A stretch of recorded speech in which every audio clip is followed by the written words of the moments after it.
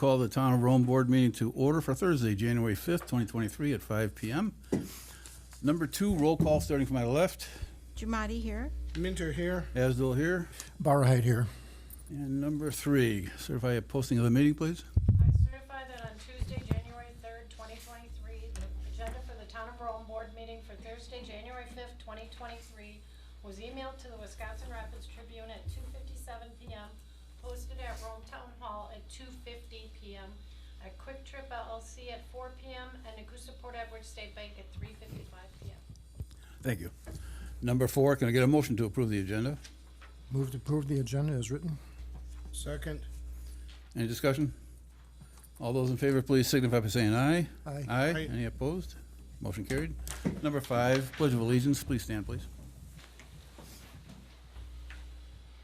Allegiance to the flag of the United States of America and to the republic for which it stands, one nation, under God, indivisible, with liberty and justice for all.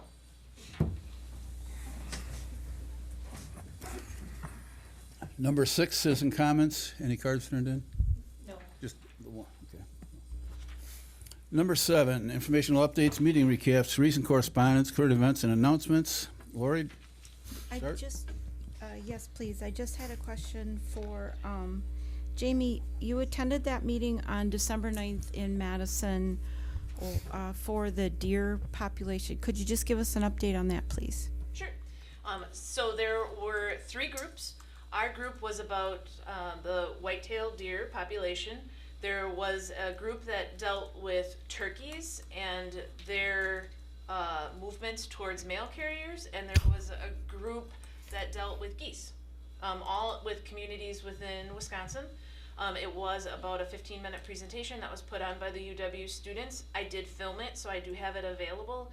I thought we would talk about it at an upcoming board meeting. Okay. The students, after they gave the presentation, were able to make corrections. There was someone there from the DNR, the USDA, and the professor.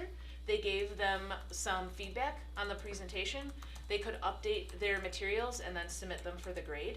So I'm just waiting to receive those materials and the PowerPoint that they put together back from the professor. Okay. I would assume they went on winter break, so I'll touch base with him, and then I have both the film presentation and we'll send out the materials. Okay. And then did you have a chance to get in touch with those folks I gave you a memo on that can also help us with the deer population, that they work directly with the DNR and they don't have to go through any additional permitting process to actually use those deer then to feed like the homeless and that sort of thing? Those are the individuals out of Wisconsin Rapids, yes. Correct. Yep, no, I have not made contact with them, but we certainly can after we review the materials and we establish what next steps might be. Again, Okay. what the students were charged with were what we would put forth for abatement efforts, because we'd have to show that to the state if we took out a separate permit to do a cull. So they put together what would be a survey that would go out to the community, an informational piece about how to handle deer abatement that we could utilize. And those materials, like the brochure, maybe we utilize regardless of what, if we did a call or if we do something with another group out of Wisconsin Rapids, it's still good information that we could keep here at Town Hall. Okay. Hey, Jamie, I'm just curious, did they say anything about the number of people that they feel are feeding deer? No, a piece of that would be if we did a survey, because we would do a pre and a post survey to see if abatement efforts. So a question on that would be, do you feed deer and why do you feed deer, and why you shouldn't feed deer. You recognize it's against our ordinance? Yes. But they don't have a number for that yet. They just really put together what would be the educational Okay. pieces. That would be great if the 2 programs can work together too, because the gentleman, the organization out of Wisconsin Rapids, they can also work with the farmers in the fields that had been alluded to earlier when we started discussing this. They can work with those farmers as well when they see the larger numbers on the east side of town. And they can get a special permit too when the holiday hunt takes place, as long as we know about it early enough. So that can also help with that process. And again, the deer that are taken they could take that food to shelters and help feed the homeless. So, thank you. Do you just want to note for the minutes that Supervisor Goldman joined us virtually at 5:04 p.m. Evening, Dan. Could somebody confirm that you can hear me? Yes. Yes. Okay, perfect, thanks, sorry about that. Dan? I have nothing. Bob? Yeah, I just wanted to say that the Parks and Rec Committee is undertaking just a very preliminary discussion about a disc golf course that would probably be at the Nakusa School property over here on West Alpine Drive. I think it's west of 15th Avenue. And we had a presentation at our last meeting from Michelle Peterson, who is with her son. Her son is a professional disc golf player, and she has been active in it for quite a while. And she really enlightened us as to the popularity of that sport and what would bring to our community if we had a professional style course, which wouldn't cost us a whole lot of money other than clearing the woods over there. And she said that motels and restaurants for, what, a 2-hour radius or an hour and a half radius from here would be full if we could host an event like that. And she also brought to light that there are many volunteers in that sport who would look forward most likely to helping us maintain the course should we get it developed. So we're kind of, just like I said, in a preliminary discussion of that, but it's much more exciting and interesting than I thought it was going to be initially. I do have something. The Southwood County Airport meeting was canceled for today, but they did put a memo out there, just a heads up. Looks like they're going to end the year with about $63,000 in revenues over expenses. That's a good thing, but we have to keep in mind that there's 5 towns that have an economic interest in the airport, so that's mostly the funds that they've contributed to it, but they're in pretty good shape. They also had some information that their fuel sales were about 86% higher than last year, but I think the numbers they had were transposed because it would have been 86% decline, but I sent a note to Jeremy. I haven't heard back yet, but it's looking good at the airport. The other thing with Tri-Lakes, received some more additional information. We have EOR, that's our experts looking into the causes and effects. They've been now analyzing all the data from 2000 studies, the 2002 studies, the borings we did a year ago, this last February, as well as the borings we did in August, and some additional information that's been supplied by the DNR upstream and in the lakes. And they're doing a lot of analysis on things that hadn't been done before. The 50 years or so the lake's been in effect, we've been good weed cutters, but we've been not very good as far as maintaining interest or using the experts that are out there to really deep dive into this. They spent a lot of time in December, and they came up with a lot of ideas. We're going to have, hopefully, at our January 18th meeting, we'll have the DNR involved with it, as well as Kyle from the 9 Key Element Plan and EOR, and they're going to go in and let us know what all they're finding, and it's substantial. Another point is I did get contacted today by a company, and I've been trying to find one of these. They have it's a machine that'll check for nitrates on an ongoing basis rather than the way we've been doing it over the years. They've just been testing once a month, once every 2 months, whatever. It's random. To me, it's not efficient. I'd like to see 24/7. There is a nitrate machine out there. I'm going to do some more research with the folks.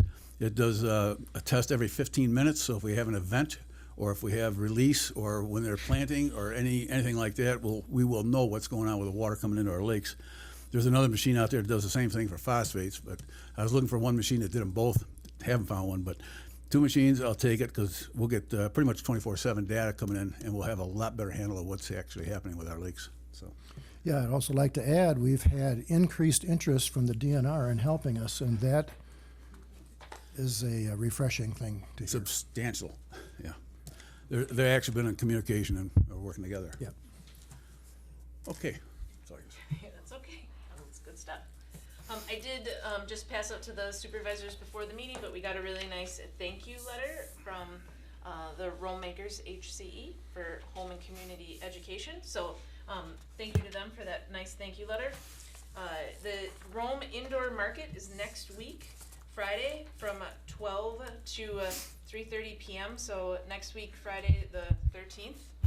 It'll be a good day though, because there's an indoor market here from 12 to 3:30 p.m. there's a bunch of fisheries. We're starting the fishery season. Good to visit Rome's website just to get the dates and times for all of our fisheries. And then the last piece, just a little bit of trivia. I always like to share sort of where we're at with taking taxes. And the clerk treasurer let me know that through December 31st, we have collected. When I say the number, please remember we collect it, we don't get to keep it all. $7,810,780.01. So we do collect the first installment of taxes through the end of January here at Town Hall, regular business hours, Monday through Friday, 8 to 4. Thank you. Discuss and possible action on the following items. Number 8, discussion and action approval of the December 15th, 2022 meeting minutes. Can I get a motion, please? I'll move to approve the December 15th, 2022 meeting minutes. A second. Any discussion? Modifications? All those in favor, please signify by saying aye. Aye. Any opposed? Motion is carried. He was an aye. Oh, Affirmative. Yeah. sorry, we gotta wait for you there. Yep. Number 9, discussion of possible action, review of the 2023 strategic plan update roadmap with facilitator Paul Zeinert, attending virtually. Bill Zeinert. Zeinert, I'm sorry. That's okay. So Bill did join us for our first strategic plan that we had done previously. As the memo indicated in the packet, Bill and I have had one conversation just to sort of share where the town board is at and what some potential goals are for this next year. And with that, he put together this roadmap that was included in the packet. And I just thought, given that it's been a couple of years since we did this, and this wasn't the same board that the first time we did it, so we've got some, Bill will be a new face to some of you, just a good opportunity for you to meet him and for him to kind of walk through this roadmap that he's put together on what a plan would be for updating our strategic plan. So I'll let you take it away. Excellent. Thank you all for the time today. It's great to come back and see the progress that the town's made. It was a lot of fun to be a part of that first process and get to know the teams there. You live in a dynamic time, and then the world got very interesting very fast on top of everything else. So to come back to the strategic planning makes a ton of sense. For my part, I've been in business. This is my 17th year owning my own practice, where we specialize in culture, brand development, and marketing for organizations and small businesses. The team last time went through a relatively standard process that gives space for the stakeholders within the community to have a voice, and for the leadership, elected and otherwise, and professional, to come together and align behind specific, shared, understood goals. The values and the mission and vision that the team works so hard on really become a guiding compass point to help make decisions and move the town forward all as one direction. Running a town is not for the faint of heart. It is a dynamic process, and yours in particular has any number of additional dimensions of popularity, success, and growth that most towns in Wisconsin frankly don't see.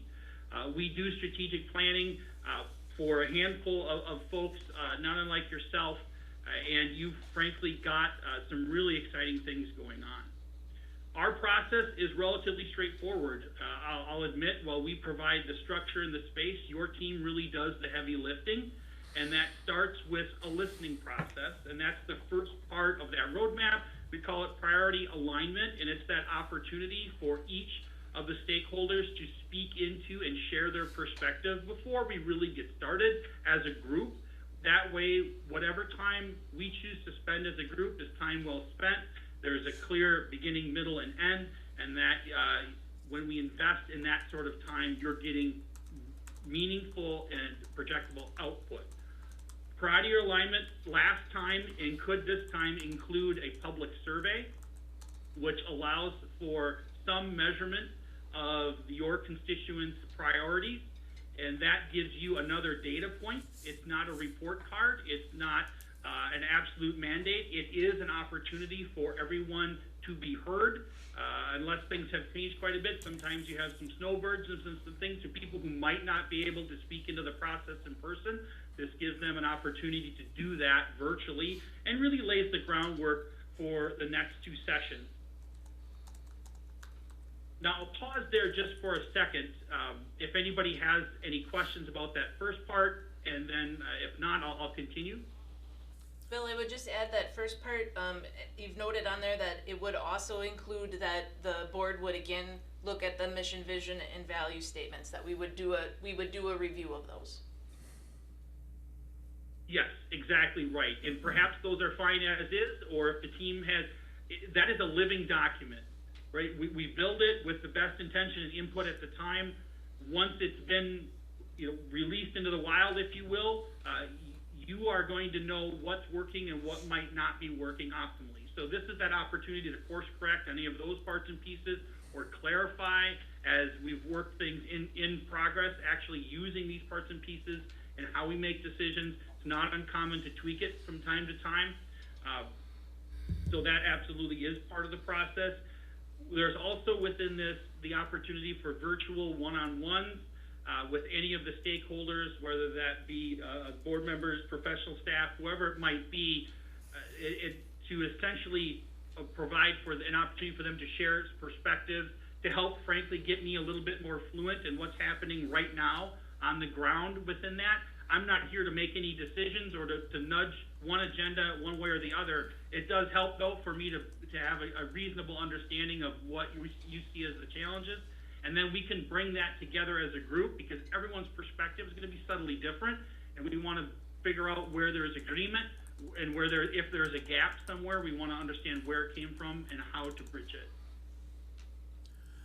Bill, on the surveys, what's typically your percentage response return on those? That's a great question. Frankly, it varies. I will say this: the town of Rome had one of the best responses that we get for an online survey. We're actually working through one right now with a local church who's going to strategic planning, and it has been like pulling teeth to get participation in that survey. We didn't have that problem. Jamie, I don't have it in front of me as far as how many responses we got at that point, but it was a significant amount, meaning it's directional in data. So how do I make that distinction? It's not, we would need somewhere on the order of 500 responses in order to have something that's truly statistically relevant.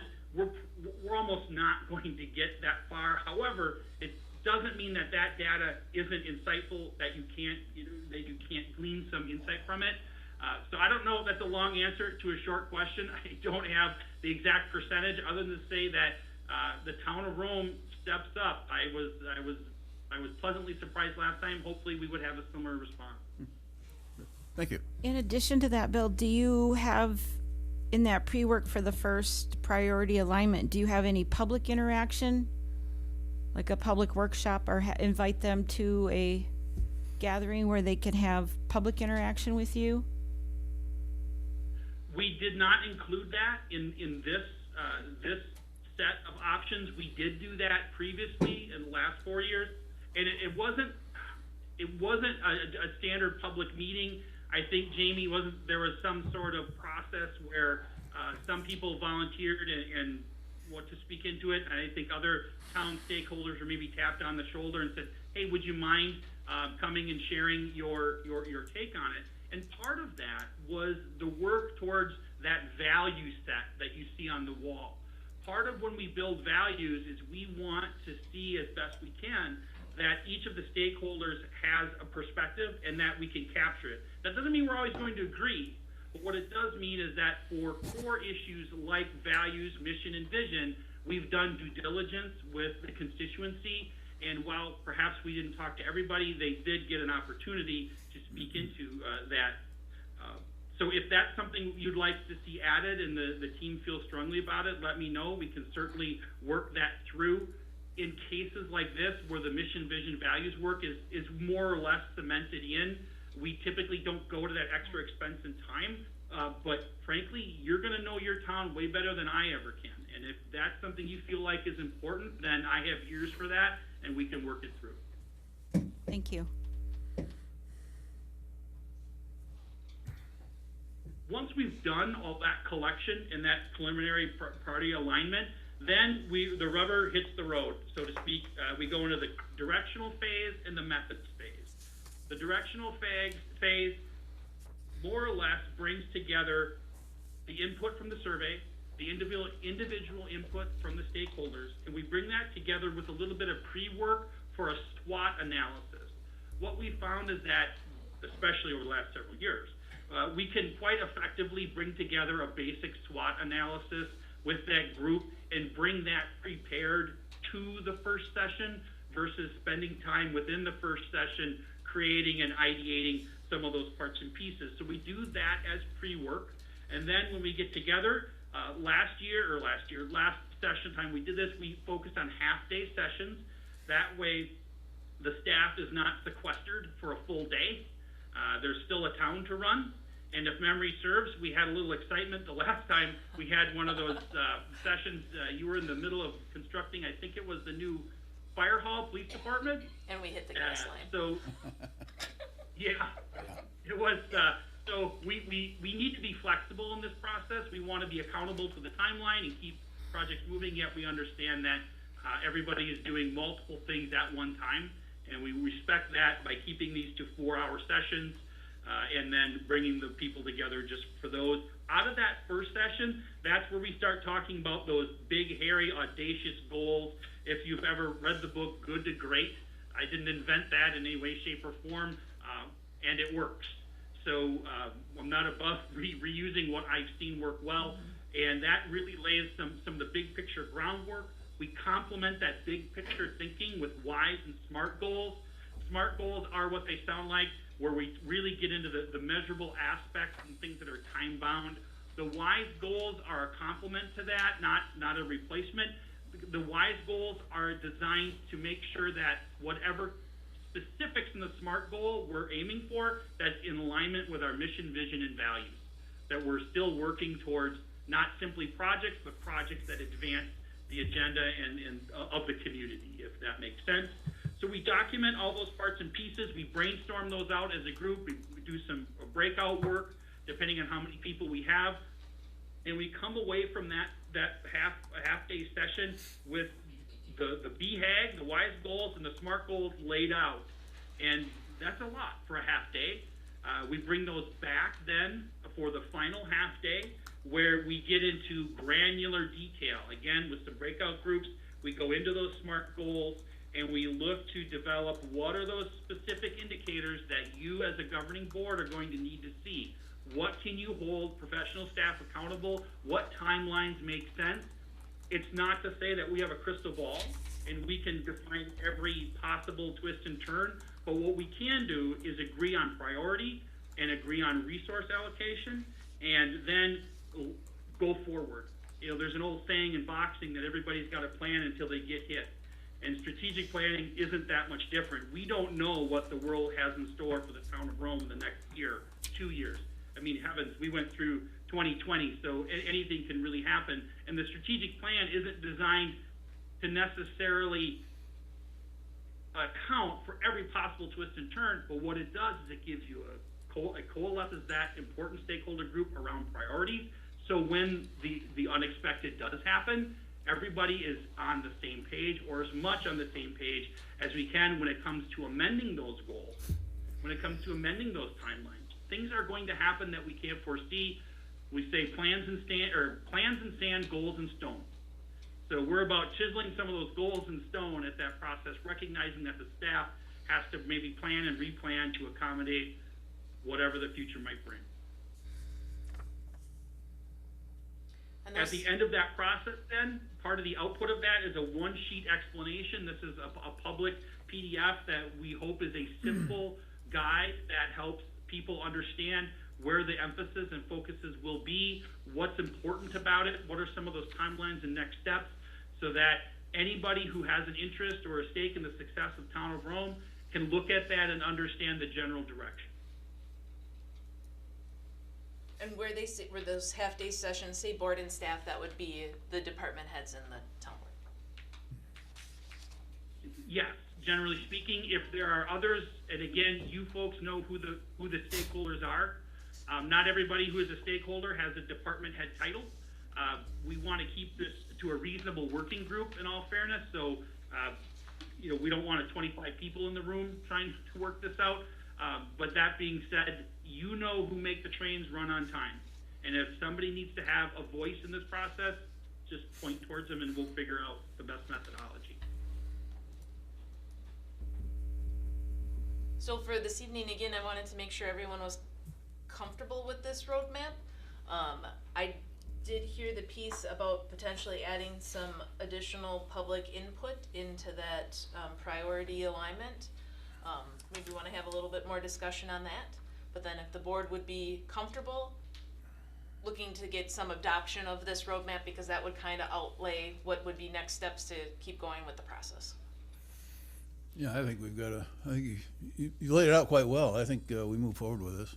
I'd like to see some additional, when he mentioned the relevancy of the public survey and what you added there, when I asked about having additional public input as far as a public gathering, and then having, pre-selecting a core group of individuals from the community or additional staff, not just necessarily department heads, but I also think as far as the pre-work goes, in each category that Bill has laid out here, I think the board should be included on all of it, because we all represent and have been elected by maybe some or different elements of our community.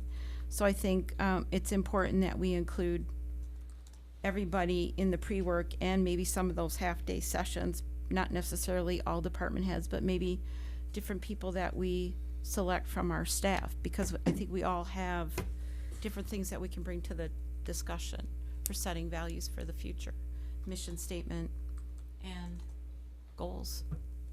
And some of that could be brought in with the pre-work too, if there are individual meetings that are held, and then that can be represented in those half-day sessions also. Exactly.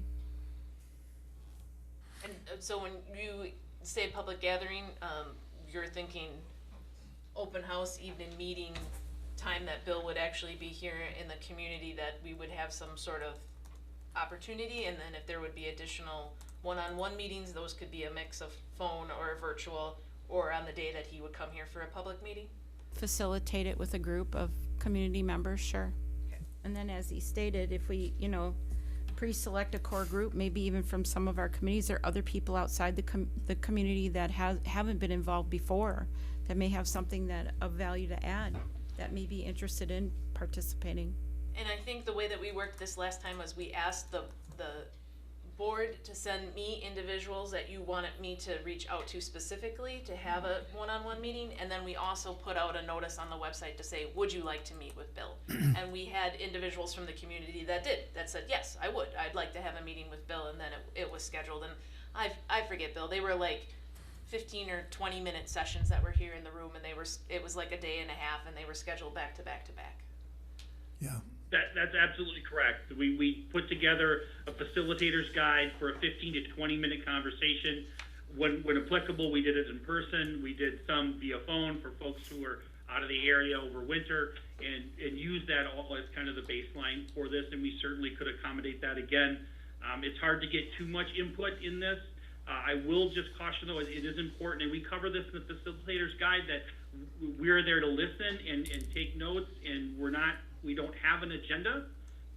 Sometimes when we expand the group, people, if their specific particular issue, agenda item, whatever it might be, if that's not recognized in the final product, we want to be careful to help them understand that they were heard, and for whatever reason, that the product didn't include their specific concern, or perhaps they had a minority opinion in that specific concern. So expanding the group has value and sometimes adds complexity into managing the response to that, because especially when we ask people to give up their time and resources, there's an implicit bargain there that we're going to listen and they're going to be heard, which we absolutely can do. What we want to be careful is that they don't take it the next leg and wonder, how come you didn't follow my directions? I like the Value of the framework. part- oh. Excuse me, Lori. I like the framework that Bill's outlined for us. I think that during the priority alignment, we can work out some of the more fine details. As I recall from the last meeting, though, I would hope at least that we could maybe provide a little bit more granularity in how to achieve some of our smart and wise goals. Yes. I agree with Bob.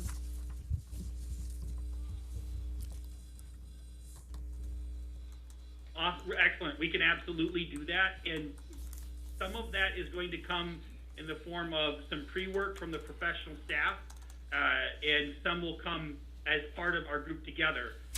Many times when we get into the tactical elements of this, they're crucial. They can't be ignored, and it becomes difficult to be specific much more than 30 days out on that next step.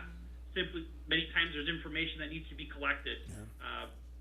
All sorts of additional voices might need to be captured or speak into it. So we want to take it as far, and only you folks will know how far is far enough. We want to take it far enough so that you feel like you have actionable next steps that you can hold people accountable to, but that we haven't reached down and micromanaged a process that a professional might need to pick up and work with over a year or 6 months or even several years.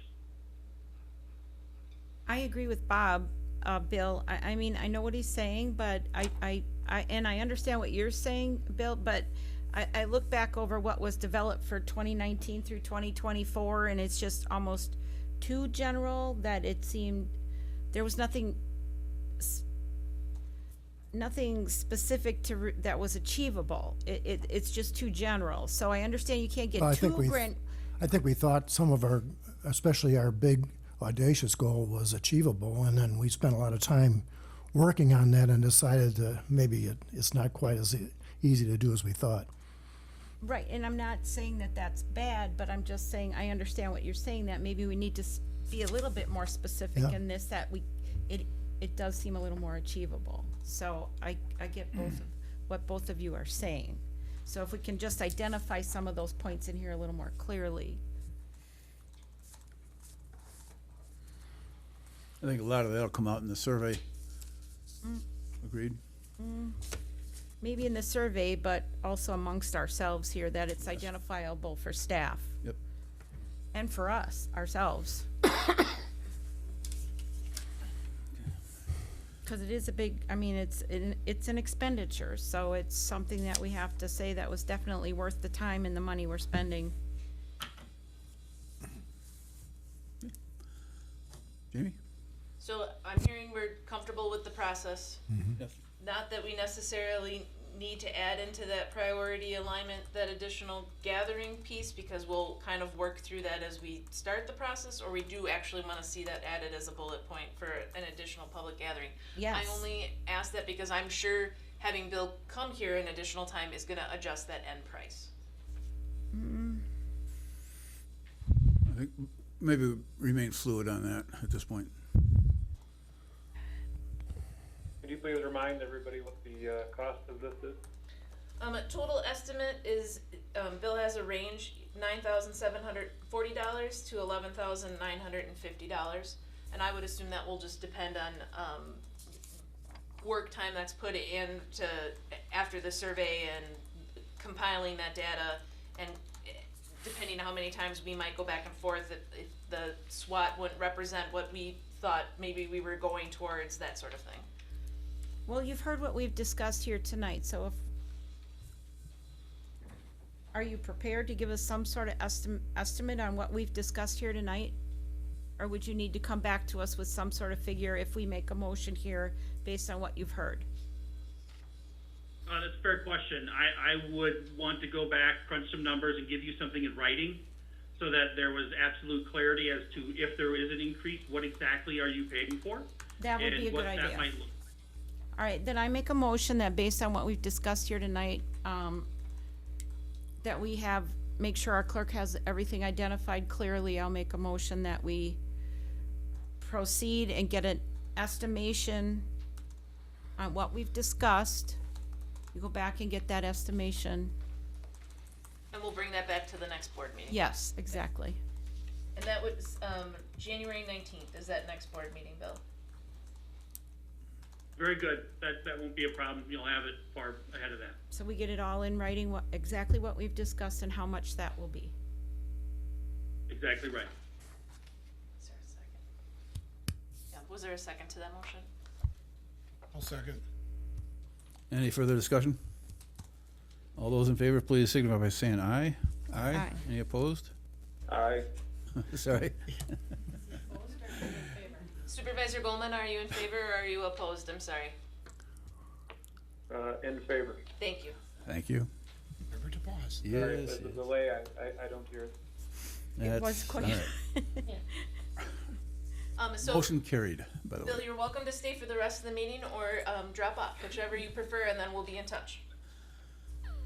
Very good. Hey, if no one has thanked you folks anytime soon for being an elected official, I was an elected official in my hometown for 4 years, and thank you. Until you've done it, I don't know that people appreciate the time, commitment, and effort it takes, and you typically hear a lot more complaints than thank yous. So thank you for what you do, and I will be in touch with the update. I appreciate the opportunity to be a part of your planning. You have a bright future. So, and with that, I will drop off. Good luck with the rest of the meeting. Good night. Thank you. And this aside, the folks out there don't get to see what we see. Someday can we get another monitor in here for the audience? Yeah, we can work on Would that help? Alrighty, number 10, discussion of possible action, consideration of declaration of emergency due to heavy snowfall causing extensive snow removal, down trees, power lines on December 14th and 15th, 2022. Jamie, would you like to start the comments? Actually, I think Attorney Flanagan has notes on this one. I certainly can. So as the agenda item reflects, this relates to the significant snow and ice event that occurred on December 14th and 15th. Just for background for everybody, Adams County Emergency Management has submitted a disaster situation report for reimbursement from the Wisconsin Disaster Fund. Part of that submission required, with relatively short turnaround, emergency declarations and damage estimates to be received by emergency government from any local government that was intending to request reimbursement. And so under chapter 323, the statutes really vest the authority to declare emergencies first with local governments. I'll get to kind of where that ties then into today. It allows, though, the chief executive is the way it's worded in the statutes, but it allows the chairperson or designee the authority to declare an emergency by proclamation in the event that the local government cannot timely meet. Where the person does that and it's declared, then it is subject to coming back to the town board or the local government for the way the statute words it, for ratification, alteration, modification, or repeal. And so that's why you have this here. So the idea was that we had a relatively short timeline to get that in with the county because we thought we likely were going to have expenditures that were going to come up that we wanted to be eligible for reimbursement on. Now you have the declaration of emergency in your packet, and so what we'd be looking for would be really the last thing that I discussed would be either ratifying it, altering it, modifying it, or repealing it. And I can give you an example of why it would be potentially modified. I don't think it's the case here, but for example, if there was a continuation or a later significant event that happened and emergency government altered their submission, you might modify it to include additional dates, something like that. As I understand it, the submission that Adams County Emergency Management did was for those 2 dates and continues just to be for those 2 dates.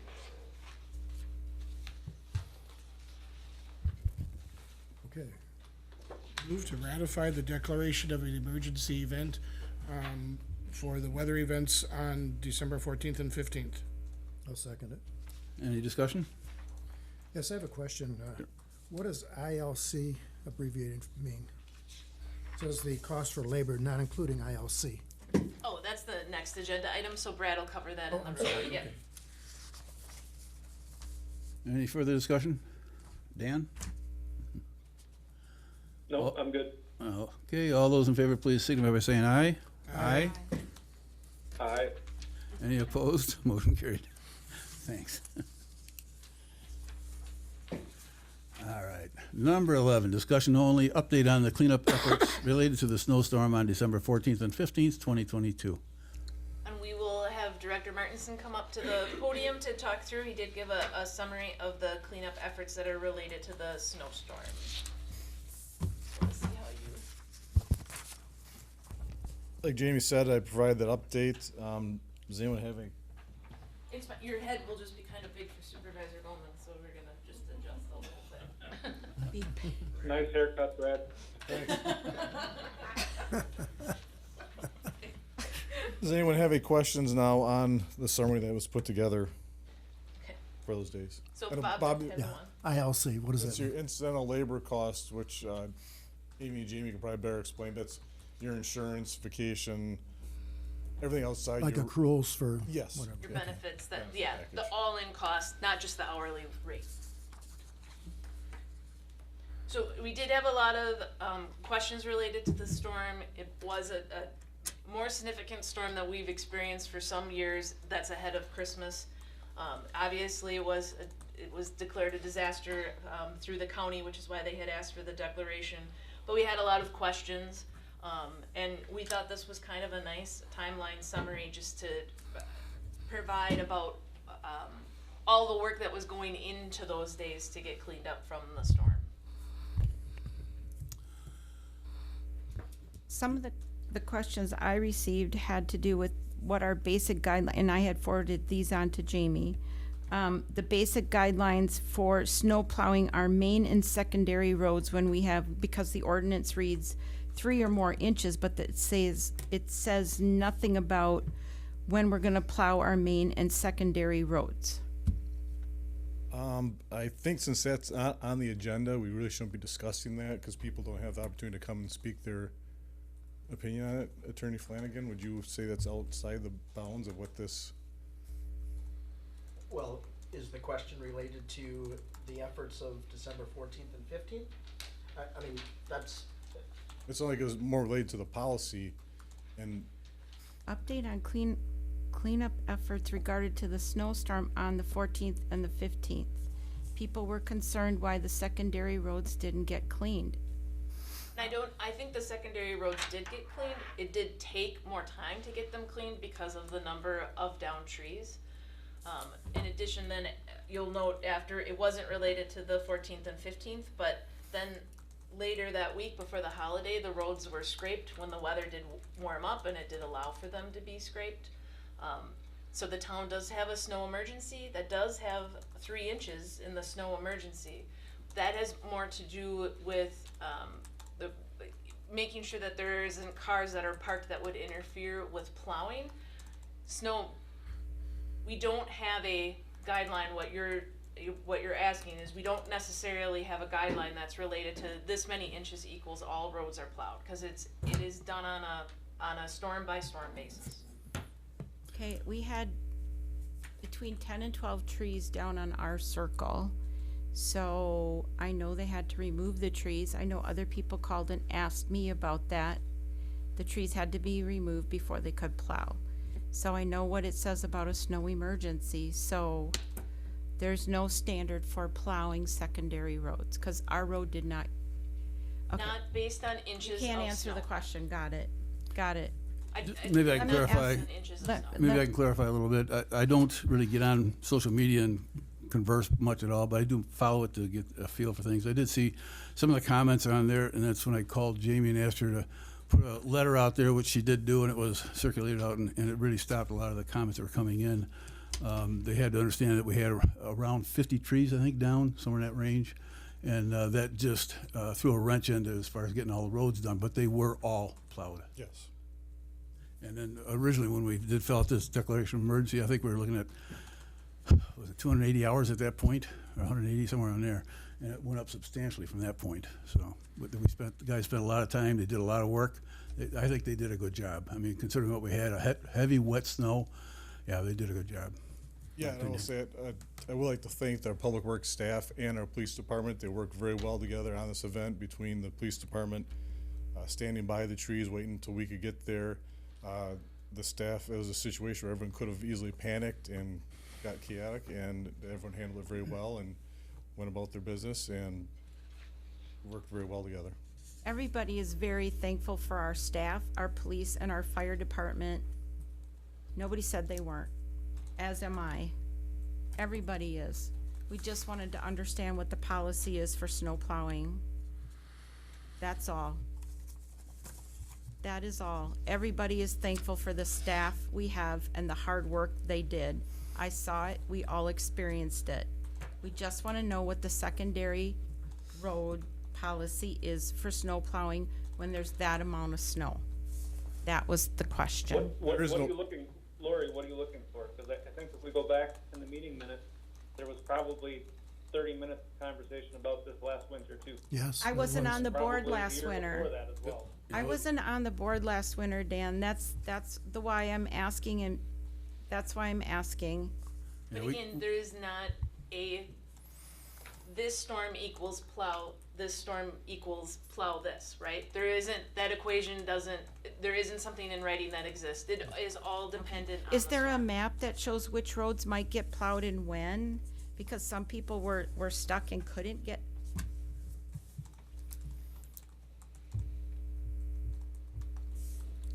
Thank you. Thank you. We are all grateful for the work that you do. Thank you. Chairman, can I make Sure. one other comment, because you had mentioned it, and I think it's important to remember, that what we gave the county was an estimate, and likely, by the sounds of it, a little bit low, and just make sure that, we are documenting, we will need to, make sure we're documenting, all of those efforts, so we can submit that. I know they, require from, WDF a fairly, significant documentation to get that reimbursement. And what exactly that reimbursement, if you read through it, what it does mean is that based on, we must exceed that threshold that you gave, that original threshold that you gave, and we'll get, if they do approve us with the proper documentation and what they will approve, based on the documentation, should they approve it, we'll get a 70% refund of what our expenses were. Is that correct, Nick? That does sound correct, thank you. Thank you. I was Any just other- asking the question. People around us couldn't get out for work. That's all I was asking. Thank you. Any other comments for Brad? Thank you, Brad. Any comments from the audience? If you wanted to speak now about storm damage, this would be appropriate. Please come up to the mic and provide your name and address. Because you can't hear me otherwise. It isn't, everyone says that, it's not for the people in this room, it's for those that watch it on TV. Very good. Mark Lebecki, 931 Sussex Court, not complaining, not bragging either. We've talked about this in years past, that all we are is one storm away, windstorm, snowstorm, rainstorm, from having a lot of wood down. Whether it's on the roads and it goes to Public Works, whether it's in the woods and it becomes a fire hazard, whether it's on people's property and becomes a cleanup situation. I'm wondering if the town has any plan at all to do another pickup for the wood that did come down. Belonging to the Stoneville ATV clubs, we know we lost hundreds of trees in northern Adams County here. It took a couple hundred hours of volunteer effort to get that cleaned up. That didn't touch any private properties. So, for what it's worth, does the town have a plan? Yeah, we hadn't looked at that as a possibility. We do have our annual cleanup. It'll be town-wide in fall, but maybe it's something we could discuss. Maybe a second pickup? We can look at it. Anything else on number 11? All right, moving on. Number 12, discussion and possible action, continued conversation on safety concerns, property damage, lake bed soil disruption, and shoreline erosion caused by wake manipulation devices on Lake Camelot, Sherwood, and Arrowhead, specific to A, eligibility to provide input, one input per property in the Tri-Lakes Management Area. B, method input will be provided, combination online and where necessary paper survey. And C, begin assembling input questions. So I did include a couple items in the packet for tonight. There was a memo that just shared the minutes from the last time we discussed this, which was September first, then we took a break because we had budget season. There was also an article from the Milwaukee Journal Sentinel. I know that was sent to a couple of the supervisors about the Natural Resources Board taking up and considering action about wake devices, and about wardens being able to enforce local regulations or ordinances around wake devices. And then I did include the draft survey. Again, this is just draft. I did add some additional questions in from some conversations that we had had previously. The town of Presque Isle did do a survey. Theirs was a little bit more limited, but there are some questions that they had in their survey. Mainly number 1 and number 2 that got added that I thought might be good questions to add. As the memo indicates, at this moment, what we would do is work with Tri-Lakes to get the number of surveys that would be going out, to get a postcard printed, and while we're working on that and finalizing that mailing list to get it ready, we could work on our survey questions to get the survey prepared and ready. I did send you the mailing list from Tri-Lakes, so. Yep. Now we just have to get it into we can get it into a document we can manipulate. The folks in town,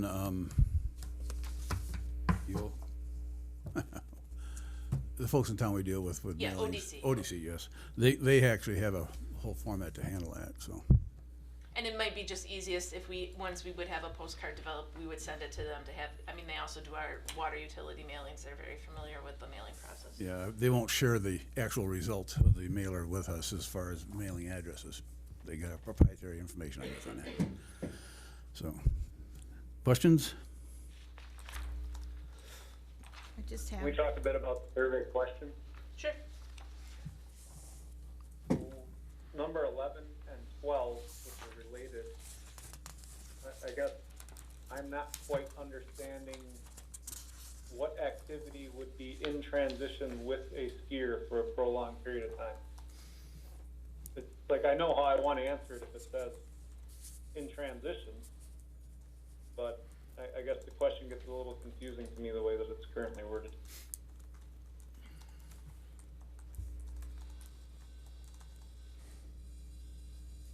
If it was worded, should boats that operate in transition between slow and on plane with or without skier be prohibited?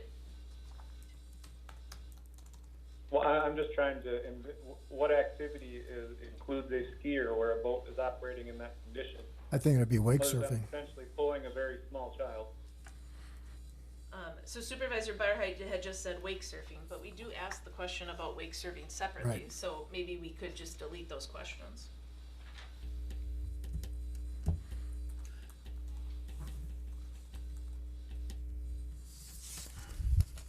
Is it- I would be fine if you deleted it. I think we have it covered in the, Yeah, it's kind of hard to define, yeah. Do you delete the question or just delete the skier portion and address simply in transition? Because I still think it's a valid question of, do you think there should be regulations regarding boats that are operating in transition for prolonged periods, and is it enforceable?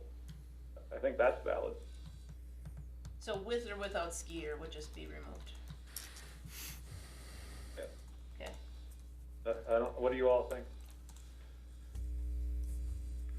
Well, it's sort of redundant because if they're with skier or without skier, it's basically just, it's when they're in the water. If you're out, then wait. Excuse me. Well, we're talking specifically about the transition though, right? Yep. From off plane to on plane. How do you regulate that? Well, I don't know, that's why we're asking the question, right? Yeah. Yeah.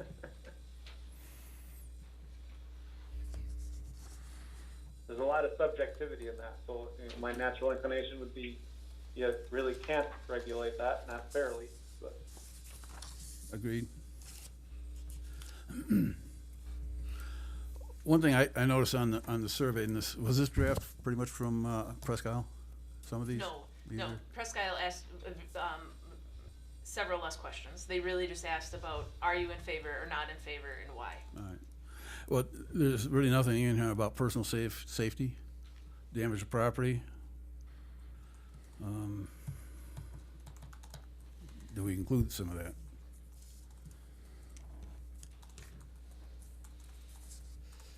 I think there's an opportunity for people to put that in the open-ended question.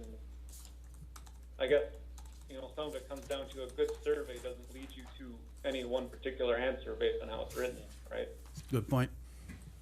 Yeah, I would agree with Supervisor Goldman. I think number 20 in particular allows the opportunity for people to express those safety concerns if they Yeah. have them. Because otherwise you're just asking a yes or no question. And maybe in that question, we could say, safety-wise or environmentally. Yeah. Expand on it? As an example. Yeah.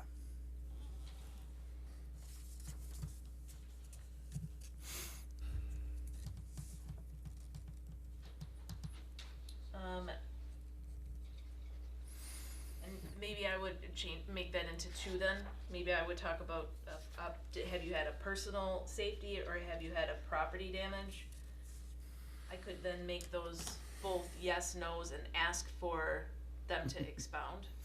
I see some heads nodding out there, yeah. Okay. The other thing is, I think, get in touch with the DNR and see what they're looking at. I got a feeling they're gonna be neutral in a lot of respects for specific reasons, but I won't mention, but I think we ought to keep an eye on what they're doing. I also think it will probably take them a while Oh, to, God, yes. Yeah. work through a process. Not that the survey won't take a while, like I know we've shared in the past, this is gonna be labor intensive, cause it's only one survey per household, so everything that comes in is gonna have to be crossed back off that master list to say, you've provided your input for your property. So, this is gonna be a several month process. Yeah. We are talking probably less than 1,000 surveys, all right? Oh, I think it's more than that. Yeah, 1,700, somewhere in that range. How many? I think it's around 1,700, what goes out. And I had asked Bill about what the survey response was at that meeting, but I was also thinking about this in mind to see, what kind of response we're gonna get. So it might be a very directional response, we'll say. yeah, but I think we will have good response, and for all of the things that we've done with public input, we've always experienced a very good return. Yeah. And then also on, I think it was on 20, if they start writing in something, will that column expand? Yeah, I'll look to see what is the max that they could put in there, the Okay. max characters. The other thing too is talking about water bladders and whatnot, it should also include manipulation devices.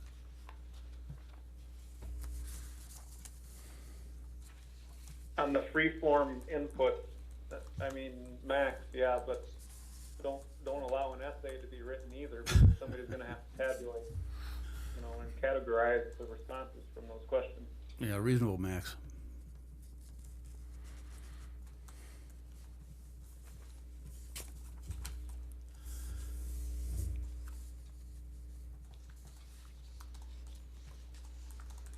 Any additional input on the survey? I'll Sir? do a, We do have one.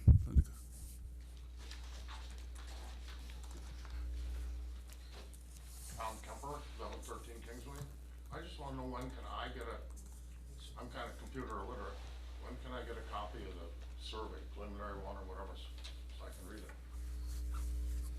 Is that available? Well, no, not yet. We haven't, no, it's just a draft form right now. We're just working on it right now to make sure we do get a final, No, but that's why I'd like to see a we'll, copy. All right, thank we'll you. probably have other options out there besides computer, correct? yep, so when we send the postcard, because we wouldn't send the survey to everyone, we'll send the postcard and we'll have the link to where you can go to get the survey. Which will likely be going to the town's website to locate it. And then, we'll put on there, if you are unable to do it online or don't have an online option, to come into town hall or to call us and we would mail one, Well, yeah. But I think, But can I just make one other comment? I think there's two pieces to what he's asking, because I heard preliminary in there. I just wanna make it clear that obviously it's part of the packet. If this individual would like a copy of the preliminary, like the draft, he could get that from the town. We can, Okay, that'd be great. Well, okay, that's available right now. Well, It's it is available yeah. right now, I mean, yeah, it the should draft. say draft over it. It does. It's certainly not any official survey, but I'm hearing, That would be just super deal. hearing preliminary is, so I just wanna make clear that the public does have access to that. Yeah, that's what I was gonna add was this, what we're looking at here is available in the board packet on the website. Oh, is it? If it's not there now, it'll be there after the meeting. I don't, Was there last week. was there last week? Okay. You just gotta scroll through. Well, this It's about page 20 in the 42-page document. Not last week, we just got this Tuesday, Thank you, Tuesday. yeah. Are you taking a motion on this tonight? You're gonna, so that they can proceed? No, I don't think we would take a motion tonight because I will bring you back one last redraft at the next meeting with these changes. So we know we're in agreement of what the survey says. And if anybody has anything additional, send them on to Jamie. I just wanted to state, with your memo here, I was interested just in the purpose of including some of the minutes from September 2nd. I was just concerned that some of them, I thought they were just a little bit taken out of context, and there was some meaning that was lost, and I would just state that I'm concerned that we should be careful when we do that again in the future, because, you know, there was so much discussion about this over the summer months, and in that, if you're going to include minutes like that again, maybe include the original minutes rather than restating them in a memo. So these are the approved minutes for that agenda item, but it is only the discussion from that September meeting. It's not all of the discussions from all of the meetings that we talked about it. It's just the last one. There was quite a bit of discussion, and taking just September 2nd, I'm saying that over the summer, there was so much discussion that some of it could be taken out of, people might not have been following all along, so. Anything more for number 12? No. All right. Number 13, discussion only, summary of the decision from General Engineering Company to indefinitely table a sanitary sewer system in Rome Town Center. Yep, so there was both a memo and email, excuse me, and that summary of decision from General Engineering. I just wanted to make sure that we close that communication loop. We had been waiting for that for General Engineering, and the reason for that is just as if we revisit this conversation in the future, it's nice to have that summary all together with the memos that we had put forth. So if it is revisited, we can say, you know, why was that indefinitely tabled? So I just wanted to provide it to the board to close that communication loop that it was provided from General Engineering. Any I think questions? you did a good job of summarizing what we talked about. Yeah, you did. All right, number 14, discussion of possible action, approval of a request from the Lure Bar, Barnum Bay Marina to waive the standby charge for emergency medical responders, EMR, on January 1st, 2023 for the 26th annual polar bear jump. Is this the right date? It is, it did already occur. It came in the day before our last board meeting, so this is a post-approval of them. Do we It was a happen to- very successful event, though. It was for Lake Arrowhead. I know they brought in over like $1,600 or something like that. Do you know how many pieces of equipment they had out there? I do not know that. I would have to ask the chief how many pieces of I'd be equipment. interested in that for our next meeting. Okay. Move to approve the waiver of the standby emergency fee for the event on January 1st of 2023, the charity event at Lure Bar and Grill. Second. Any discussion? All those in favor? Aye. All right. Aye. Aye. Aye. Any opposed? Throw me off here, Dan. Okay, I got thrown off. All right, and what we've all been waiting for. Number 15, discussion and possible action, approval of various appointments to Town of Rome committees and commissions. If a supervisor wishes to have separate consideration of any appointment, that request can be made by motion without a second. That appointment will then be considered separately. And I'd just like to state that we had some excellent candidates for these positions. I thank everybody that applied. It was hard decisions, but we made them. Okay, you want me to do them separately, or? Do them together. All right. A, Bruce, and I screw up his last name. Okay. Library Board expiring January 1st, 2026, a 3-year term. B, Sue Boltman, Library Board expiring January 1st, 2026, 3-year term. C, Diana, was it? Dolgy, okay. Plan Commission, unexpired term until May 1st, 2025. So I move that we approve the nominees for the Library Board and the Plan Commission. Second. Any discussion? I'd just like to welcome the 2 members of the library board on behalf of the town board rep to the library board. And I'm thrilled to have Diana on the Plan Commission. She's returning. She'll be an excellent addition. Any further discussion? All those in favor, please signify by saying aye. Aye. Any opposed? Motion Aye. carried. All right. Thank you, Dan. Welcome, everybody. Appreciate you having you help us. All right, dates and items for future agenda meetings. Number 16, next agenda items. So the CDA did recommend to town board today at their meeting a public art project on our Public Works building. So we will have that recommendation forwarded to town board at the next meeting. We'll have that update to the strategic plan document and estimate, and we'll have an updated wake survey for the board. And There are a number of plan commission items, one of which may be an ordinance recommendation depending on what the plan commission's wishes are. I think there's 2 plan commission items that would be forwarded to town board. Do you have any more news from We Energies yet? I just got an update yesterday about the possible expansion on Apache, and she said by tomorrow I should have the update for the one in the southwestern part. So that can be added to the next one too. Is it looking positive? So I don't know about the southwest portion. The one on Apache is still achievable, but a little further reach than I thought it would have been. I guess I'd Trilix, it'll be on the Trilix agenda at our next meeting. like to see a discussion maybe for possible action, and that would be including the idea that Mark Kobecki brought up about picking up from the latest storm damage, and maybe our Director of Public Works could put a price on that or an estimated cost, and maybe just specify the streets that it would be eligible for.